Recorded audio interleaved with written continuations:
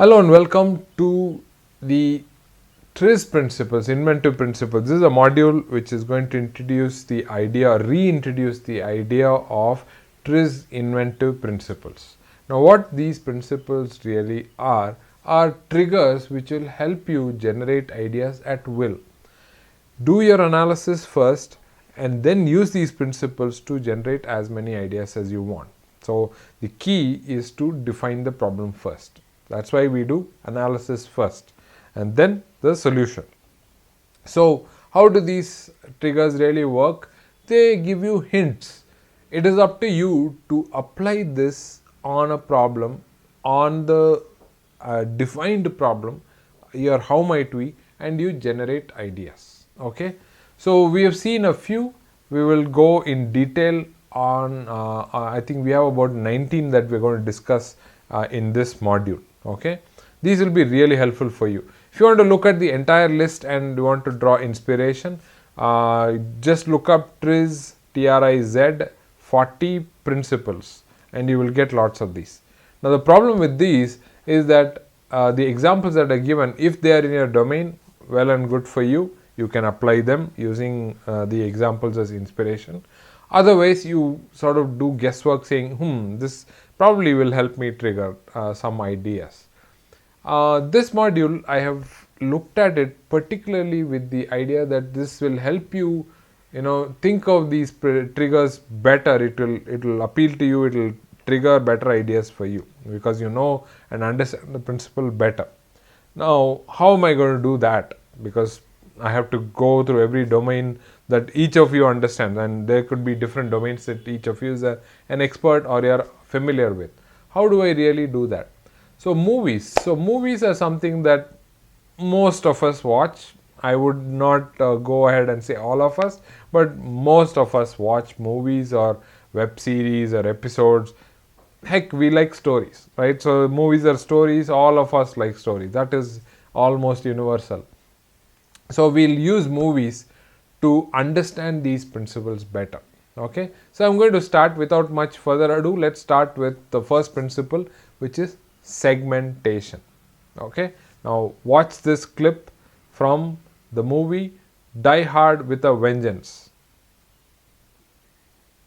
Okay, so you watch the clip, and so what is segmentation? Let me, now that you watched the clip from this, how is this segmentation related to that movie? I'll get to that. Let's start with what is segmentation. Segmentation is taking a large project or a problem and splicing it or splitting it into smaller segments so that you can solve them. In the movie Die Hard with a Vengeance, the big plot is this bad guy trying to loot all the gold in the vault.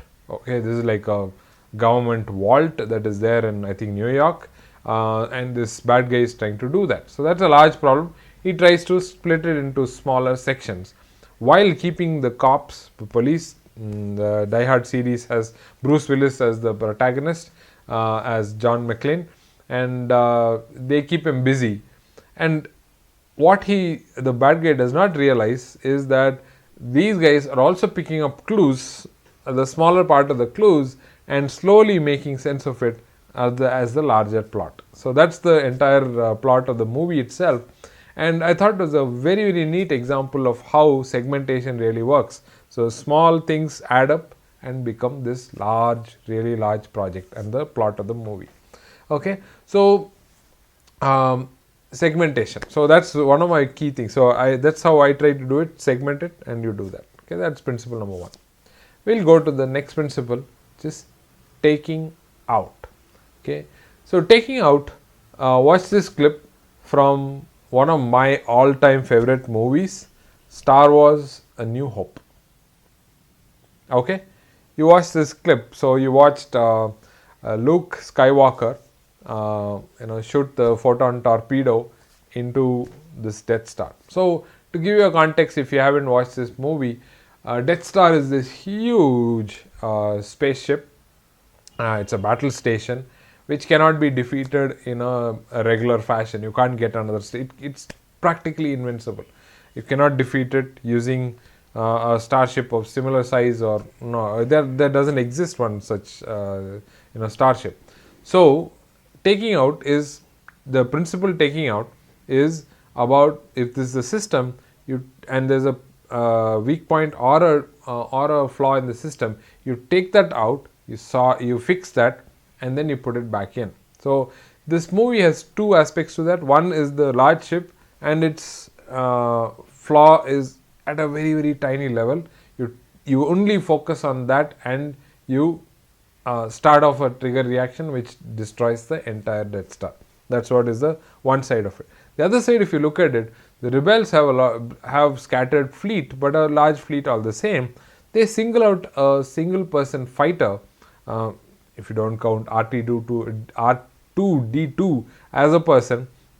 It's actually a single person fighter with Luke Skywalker in it, and they fire the photon torpedo. So it's taking out of that small ship out of the fleet, so that we can solve the problem of the Death Star. Okay, so taking out is about taking out a small portion of the system. You solve that wherever there is a problem, you solve that, and then put it back in. So you don't do it within the system, but outside of it. Okay, so for example, authentication is a great example, right? So the authentication does not happen in the computer, but it's taken out on your mobile phone, authenticated, and then back into your system, or an OTP, and do that.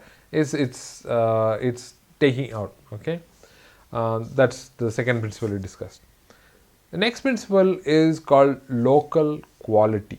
Okay, now we're going to watch the clip from a movie called Chak De, 2007 Shah Rukh Khan movie, Hindi movie. Watch it, a clip from that. Okay, so this is not about this particular scene, but in the movie, you see that there are what is local quality? Before we talk about the movie, let's talk about the principle local quality. What is local quality?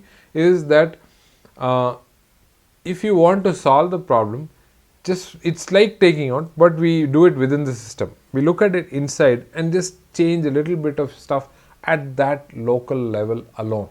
Okay, so in this movie, there are different people with different skills for different matches. So if you take the match, if you take the entire trophy or the tournament, we are not using the same team for throughout the series, but specific skills of certain people are used at a local level. For example, the South Korea match, this ladies man to man, as they call it in the movie, that skill is used only for that particular match. So that's the local quality that they've used of the particular team. They didn't feel the need for her for the rest of the tournament, but only for that particular match, her skill was extremely important.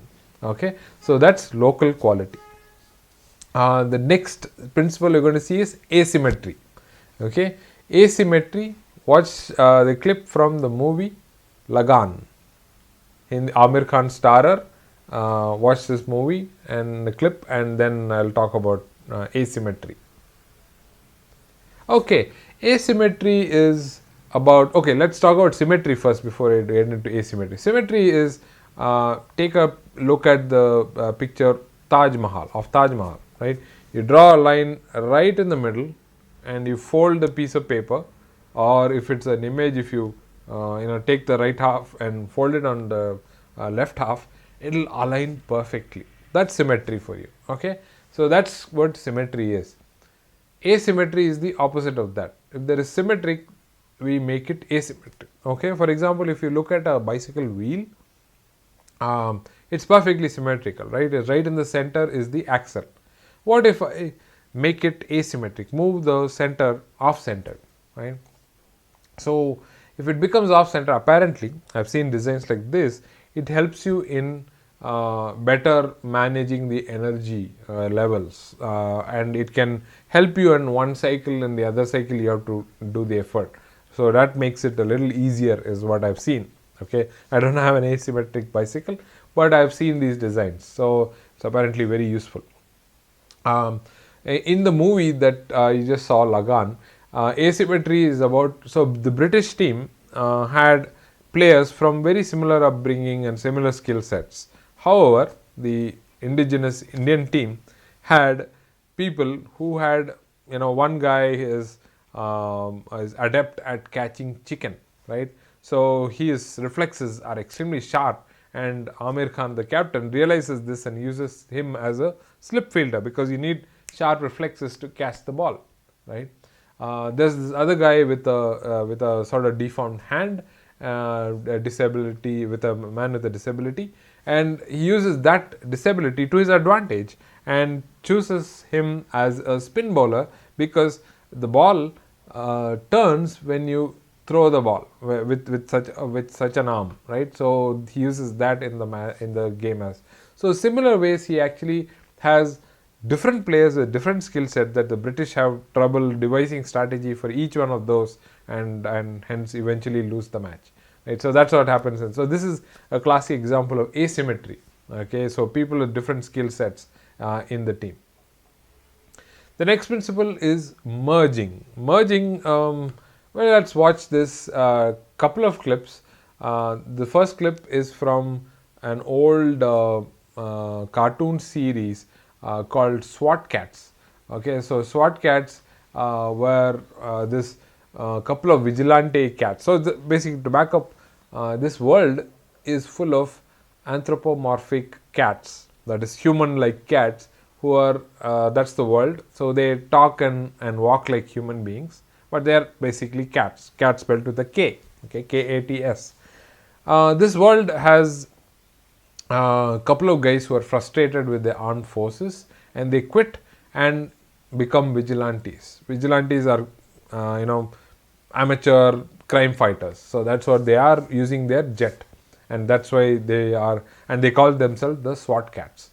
And the couple of seasons which came out, I loved this. This is way back when I watched this on Cartoon Network. One episode, which is called Unlikely Alloys, is what you're going to see. Okay, a clip from that. And the second one you will see is a clip from Jurassic Park, and I'll explain both of these clips later on after you watch this. Okay, so in Unlikely Alloys, it's this robot, which is, I think, Z is the name of the robot. It is meant to fix other machines. That is the main purpose of the machine, or at least the intended purpose of the machine. The inventor intended to do that.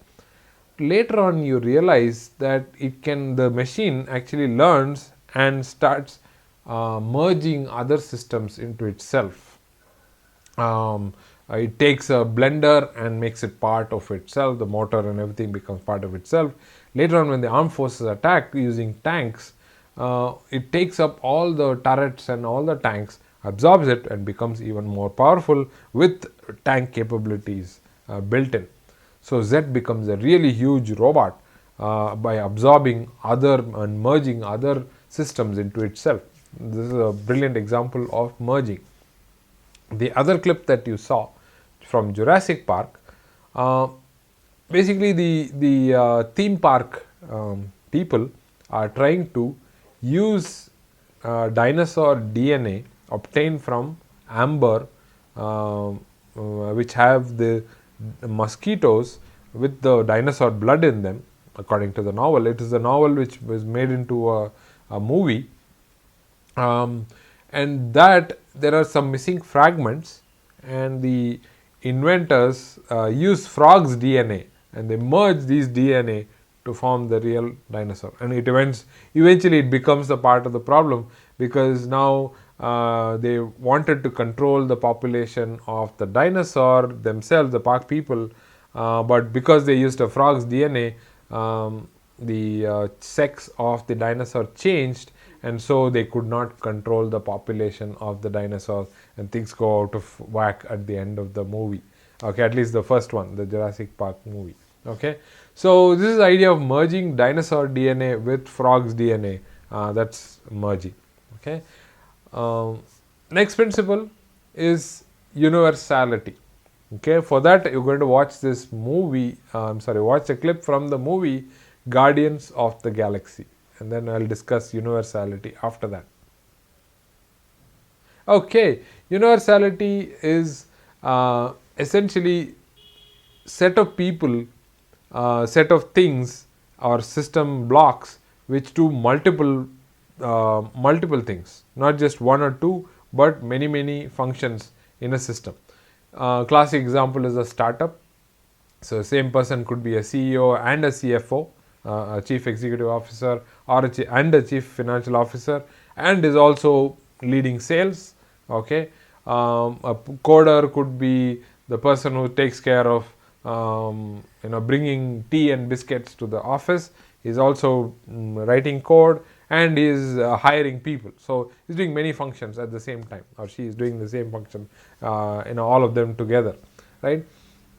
Guardians of the Galaxy is exactly like that, right? So Groot, the raccoon, the girl, the man, and this Drax, all of them are there, but they take on various roles. Sometimes they are the shield, sometimes they are the attacker, sometimes they stay back in the ship, sometimes they have to fly the ship. They do all of those roles depending on the situation. So it sort of helps you understand how universality really works. Guardians of the Galaxy is an excellent example of that.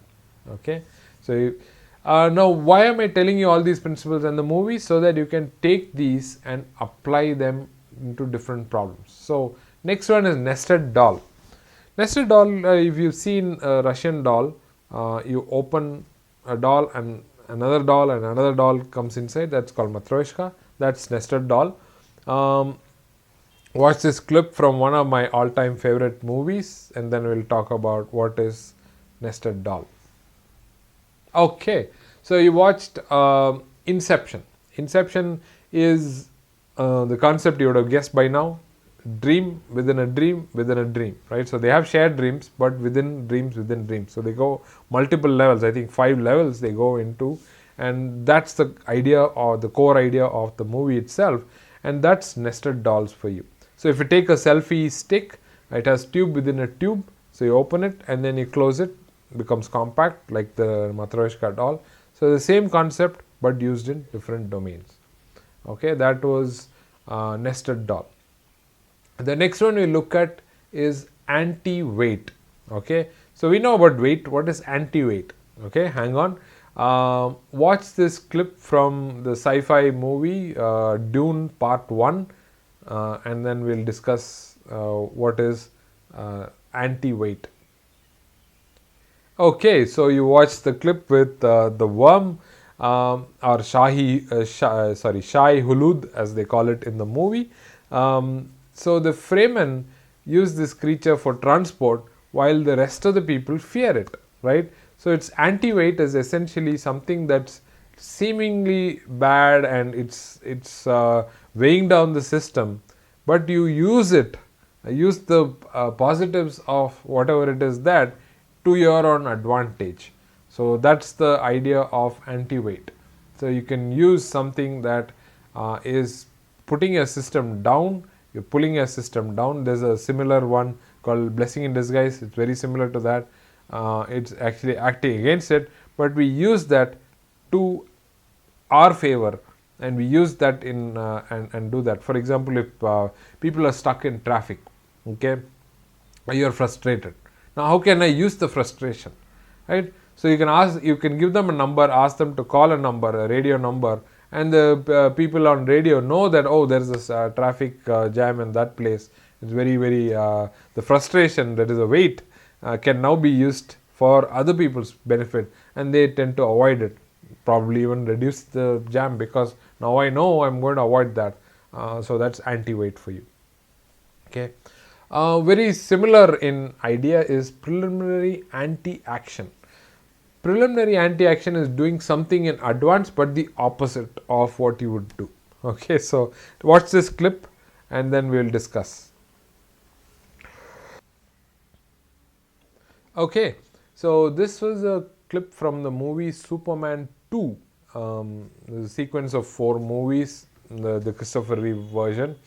And in this scene, Lex Luthor, the bad guy, usually trips out Superman, and Superman knows this very well, that he cannot be trusted.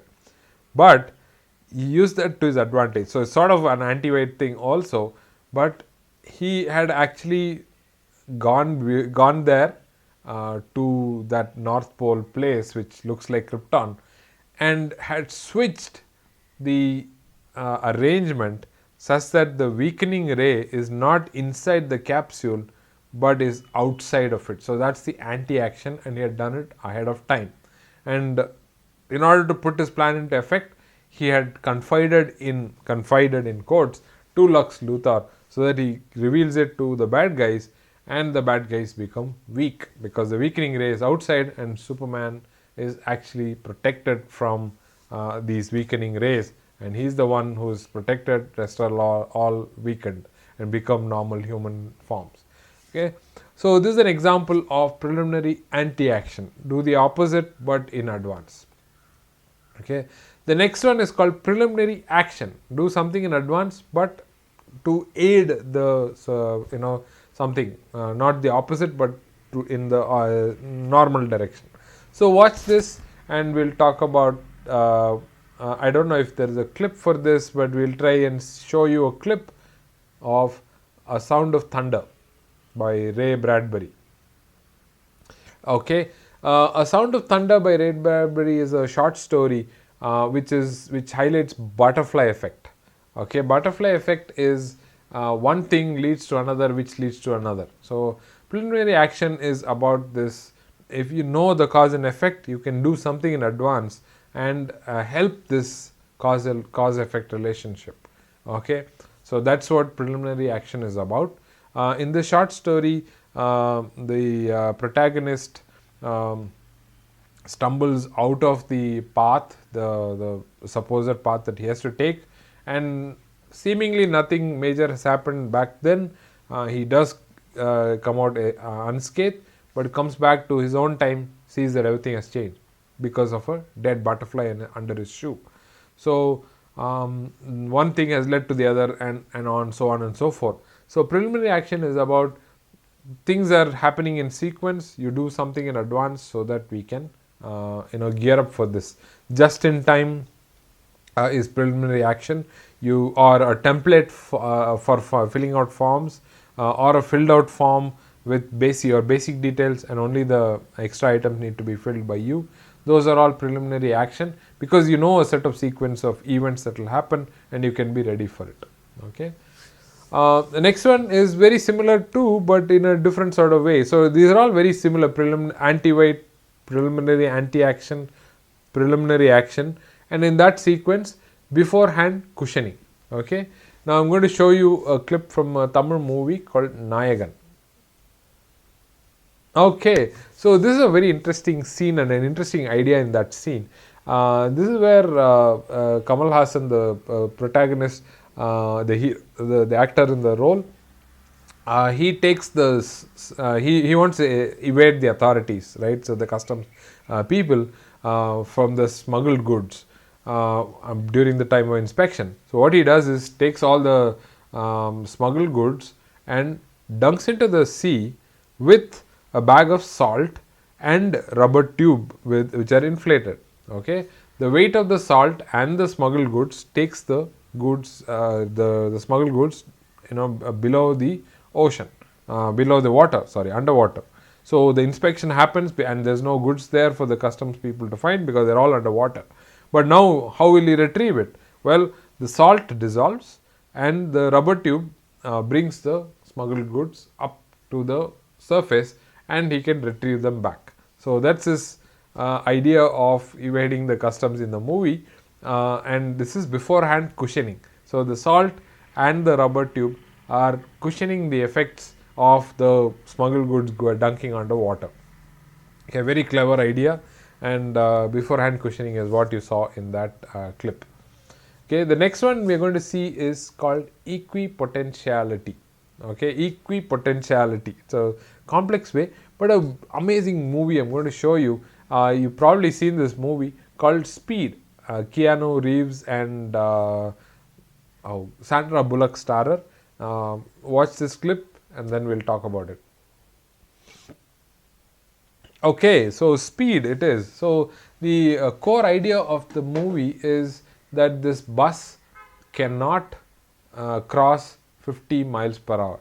So then pretty much the entire movie, they're doing everything possible to make sure that the speed of the bus doesn't go below 50 miles per hour. Sort of equipotentiality. That's one idea.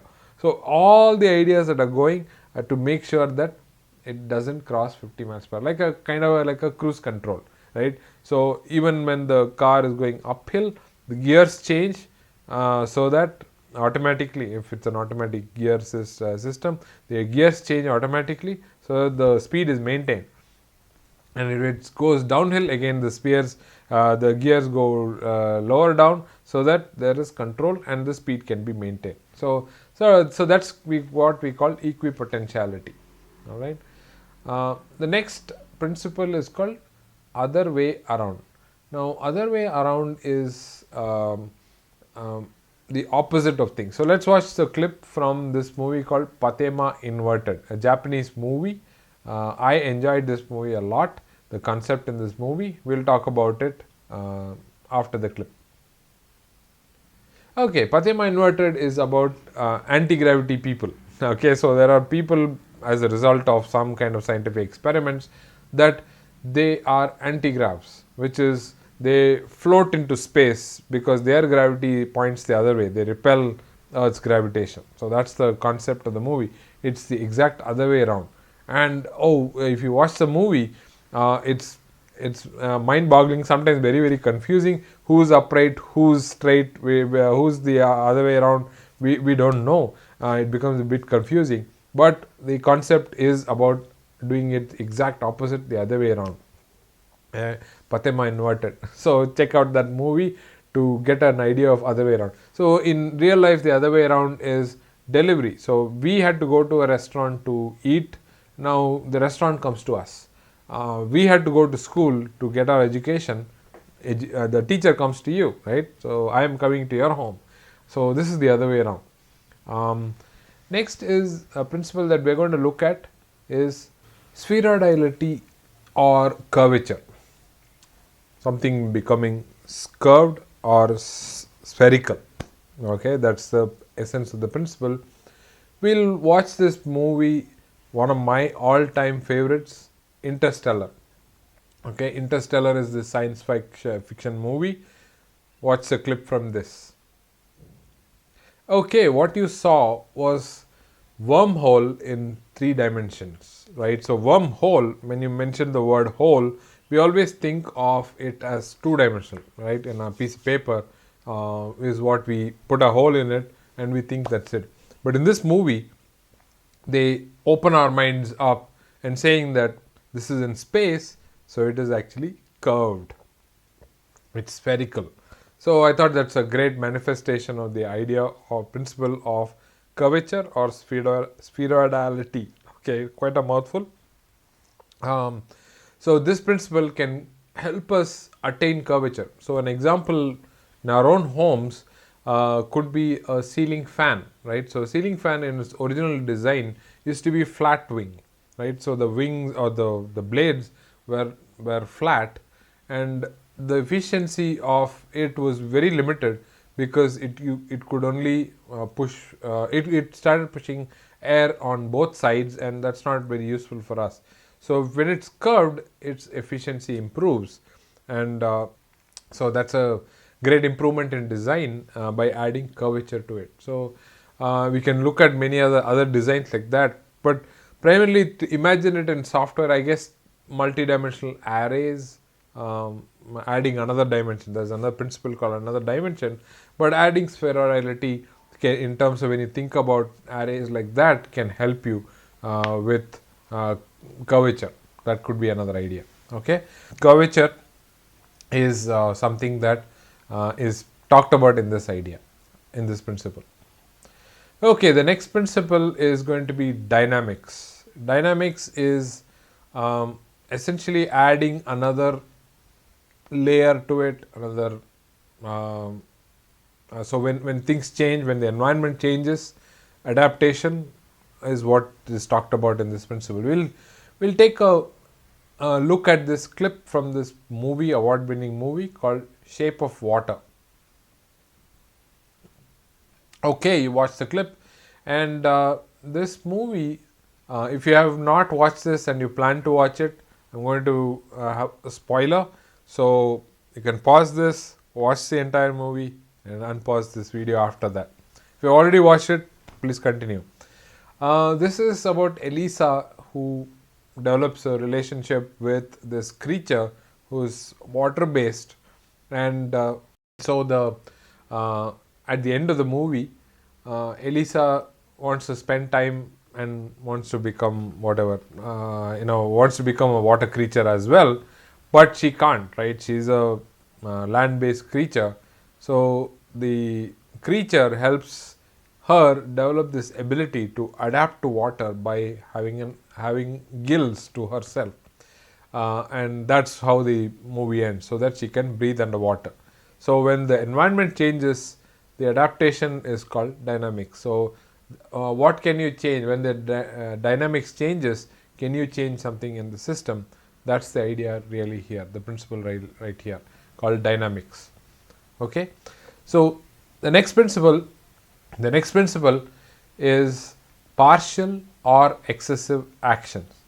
Now we'll watch this clip from the web series called Andor. It's a spin-off from the Star Wars universe called Andor.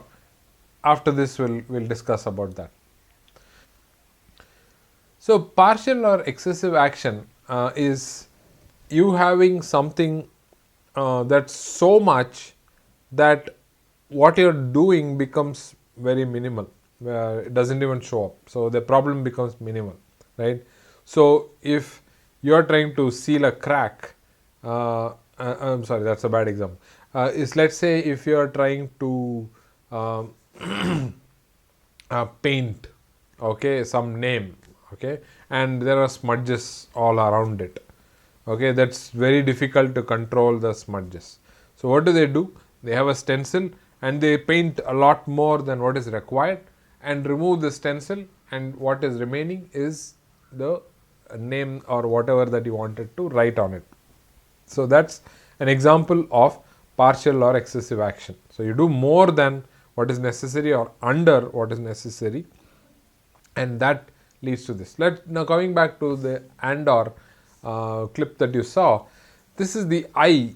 Okay, that is a spectral phenomena which is overwhelming to the senses and all that, but they use this in the series to to execute their robbery, so that they're not seen at all. Everybody's attention is towards that, and the sensors become useless, and it's very difficult to target the escape vehicle, the spaceship, and hence they are able to get away with that. So that's what I wanted to show you as excessive action, the eye in the Andor web series.